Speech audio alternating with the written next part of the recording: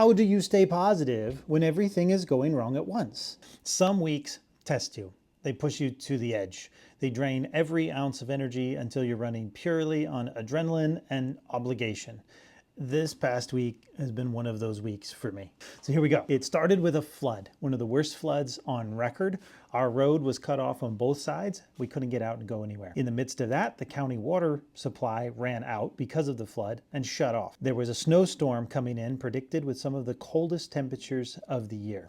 To make matters more complicated, I had a 4-day business conference in Florida. So just as the water receded off the road, I left to go to the airport for the trip to Florida, leaving my wife managing the kids and the chaos at home. As soon as we stepped out of the airport in Florida, my phone rang.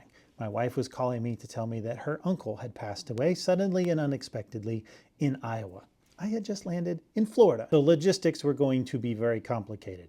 The funeral arrangements kept shifting, making planning even harder.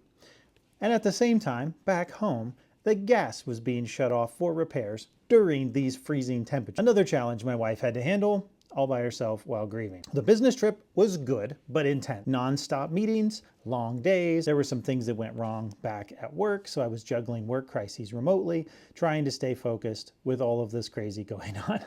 At night, unfortunately, stress and adrenaline kept me from sleeping, deepening my exhaustion and sleep deprivation. I took an overnight flight home as soon as the conference was over, got in at 4 o'clock in the morning, repacked, and immediately headed out that afternoon for Iowa for the funeral. We took our infant with us. We left the older kids with my mom. We had the visitation, the funeral services, trying to be present for a grieving family through exhaustion. Just as we were leaving to come back, my phone rang again. My mom is calling me to say that she and the kids all have the flu really bad. She's too sick to care for them, and everybody was miserable. So now we're headed home, knowing that we are headed straight into this sickness. One or both of us is definitely going to catch it. How do we keep our infant from catching it?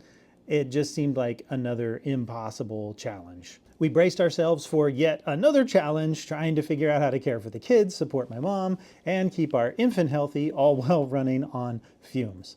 I was overwhelmed and exhausted, running on adrenaline for far too long with a sleep deficit that felt impossible to recover from.